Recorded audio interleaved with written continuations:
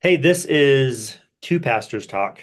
And way back when are you allowed to use what, I don't know. Sometimes I use two words in a row like that, and I just wonder like Hmm. grammatically how that works.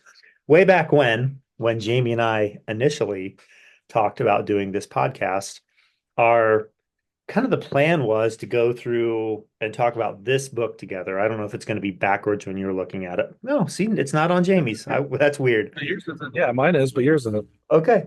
The Patient Ferment of the Early Church by Alan Kreider. This was our original plan for this podcast. And then, of course, we started talking about all sorts of other things, which may or may not be more or less interesting. Um, but as we're just talking a moment ago, thinking about like what's kind of some topics that are next, I pulled this out. He pulled his copy out. And then you said, I don't know. It's interesting, but, and I ask you to pause, and now I'm I going to was unpause you. So I don't know. It's interesting. So this book, I don't know what's interesting, but what? so it's interesting because he's coming. Alan Kreider. I'm trying to look him up. I believe he comes from. Is it an Anabaptist background? Is that Yes. correct? Okay. Yep. So Anabaptist Mennonite. okay. So when what's interesting to me, I guess. So a couple little things too. Thinking about this, as an Orthodox Christian, you oftentimes think about. Um, Sometimes we tend to think we're the only ones who are really like reading the church fathers, Mm, who are contemplating them, and the truth is that's not the case. We know that's not the case. I'm a part of a oddly enough, I'm part of I somehow got invited to a Facebook group called Patristics for Protestants, where I'm kind of a thorn in the side sometimes on that page, but I try to do not you be do because, you, you do you know, ever just post I have some thoughts and then well, just I leave it there? Okay. and I do some actualities, and I also will say, the Eastern Orthodox position on this, and it just understandably is irritating. I get it. But what is interesting, I would say maybe as an intro to this, what interests me on that page, and what kind of less so here, because I think Alan Kreider obviously a real appreciation, I think, for Mm, the period of the church fathers. Let's just say oftentimes it's called the early church. mm, I've decided I don't like that term, not because I think it's a bad term or there's anything wrong at all with it, but I feel like there's somehow this mystical golden age kind of idea mm. attached to this, which isn't the case, but I think it's a convenient term that works. But I think what interests me about the Patristics for Protestants page and any sort of reading of the church fathers from the Orthodox perspective is worship. So Mm. at some point, do we want to pause and do the theme song? I think this is promo. So we're just gonna, why don't you Okay. just Oh, promo okay. this Okay. and then Okay. we'll We'll just introduce this okay. concept and then we'll Yeah, we'll log just off and then yeah. we'll talk about what's next. Perfect. So yeah, so I think one of the biggest issues that I would have, not with the book, but just sort of because it can't really be helped. I went through this myself in the process of becoming Orthodox, is the fact that it's really um it's not impossible, but it's unproductive to disconnect the probably the history and the actions and um the reality of what the church fathers were teaching and what Alan Kreider is dealing with in this book from how they worshipped. Like those two things for the Mm. Orthodox Christian, it's like it doesn't make sense to talk about them apart. So that's a little bit, not that he's necessarily doing that. It's sort of like he's examining it, going like Alan Kreider's kind of going, that's interesting, but then there's a disconnect between how he worships and how they like from our perspective, like when you talk about Cyprian or I don't know who else. I was just looking through here, Lactantius, um, Lactantius, sorry, or you talk about some of these other guys in the past, whether they're heretics or whether they're not. Tertullian, who wasn't a saint of the church, who was rejected. Origen, who was not, who was a great teacher, but was his teachings were rejected, and therefore he was rejected. Or Clement, or Justin, or any of these people that he listened here, that the way they were doing things in terms of worship is just as important as what they were teaching. So that's what is a little bit strange whenever I encounter something like this. It's cool to see kind of some of the approaches, but when you don't, like from my perspective as an Orthodox Christian, without that tradition, it's not.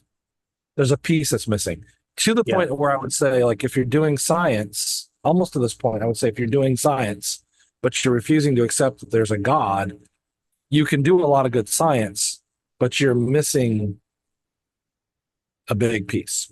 yeah, That's kind of, when I read that, it's interesting, but it actually is informative in a lot of ways, but there's stuff that's missing. That's my little sure. interesting. Yeah. Well, see, and I thought what you were going to say was what's interesting about this is your your your tradition. We've used that word a lot Sure. over the year, over the year plus. Your tradition is like what I thought you were going to say is, hey, what's interesting is my tradition, me speaking for you, like my tradition is sort of steeped in all of this stuff in some ways. But you took a different tangent, and I like that. But that's what I thought you were going to say. Like my tradition is sort of steeped in this, and maybe the thing that as I've read through it, because I have less of a context for it, because my tradition is like we're steeped in it whether we want to be or not, in lots of ways. Like we've talked a little bit about the restoration movement background. Right. Um, and I think there are hardcore restorationists, and I want to talk about the early church comment too, because I thought that was really good. I think there are some hardcore restorationists that would just say, well, we're trying to get back to like what the early church was like. And I think the thing they miss is, okay, but what about the so restoration movement, early 1800s? What about the 1750 years that that took place between Yeah. um, the events of the Bible and hanging out in King Ridge, Kentucky, that precipitated, if I use that right, that precipitated the birth of the Restoration movement. Like we can't just say that we haven't been informed by those 1700 years. Like it would really be nice if we could just like pretend that the two guys who founded the Restoration movement weren't Presbyterian ministers, right? Sure. And then of Sure. course they were informed by the Protestant Reformation and blah blah blah blah blah all the way back. Like it's really easy to think like, oh, we'll just do that, but we do have that impact and that influence. And I really like what you said about the early church too. Um, like we do tend to think like, oh, if we could just be like them, like the golden age kind of thing. Well, our church just spent 11 months in Corinth. And I'm not so sure that um, I'm not so sure that we want to emulate like everything that they did, because they were terrible. Yeah. And I think with the exception of Philippians, um, like there aren't a lot of churches that are meant that New Testament letters were written to that we really want to look back on and be like, oh man, let's be like them. Like let's just do that thing. So so I do think that's really something worth pointing out.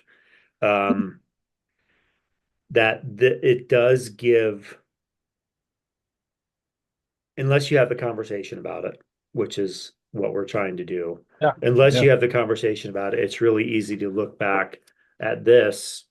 And I know when I was really hot and heavy in reading this, I was like, man, if we could, like in my mind, like falling into that trap of, yeah, like if we could just do this thing. But also, I mean, we don't do that.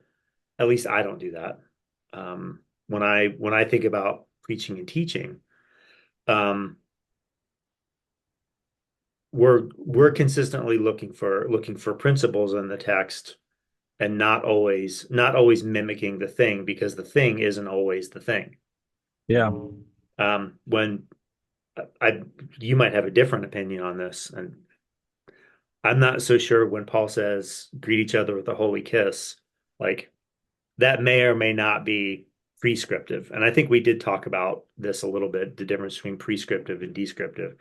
Not everything that the early church did is prescriptive.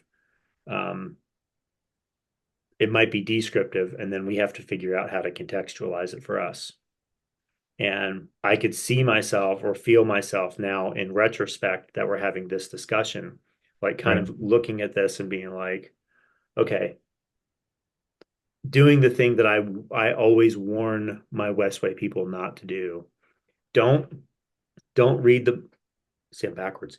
Don't read the Sure. Bible and then immediately ask the question, how do I apply this? Like there are a few things that need to happen Yeah. in there. Well, even something like you said, like the holy kiss is such a greeting each other with a holy kiss. Is it? I think it's a good question because is it a commandment or is it Paul saying like this is how we approach each other, which Yeah. is it. And even in Orthodox churches, we still have that. So, but the difference, I think, it's an interesting point you bring up about that specifically because in a particularly American culture. So just to kind of look at that, I mean, you think about this, that sort of thing still exists in Europe. Like, how do people greet each other in Europe? How do Mm-hmm. fashionable people in New York greet each other? They kiss each other on the cheek, right? It's a completely normal greeting. And in the United States, typically though, we shake each other's hand. In the Orthodox Church, when a parishioner sees me, he'll ask for a blessing. So what does he do when he does that? Well, he'll put his hands out, right hand over left, because it's my right, and he'll say, "Your blessing," and I'll make the sign of the cross. He'll kiss my hand, or she'll kiss my hand as a token of kissing Christ's hand, not mine, because this is no longer my hand in that case.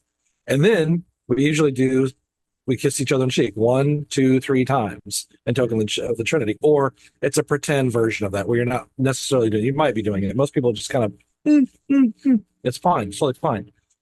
Again, not a rule, but Yeah. it's funny how we still have this. It's interesting how we still have this extending out. And actually, in our services, there's a part in which that was anticipated. But in practice, it's fallen out of practice in the services, in part because, practically speaking, you have men and women worshiping together, Mm-hmm.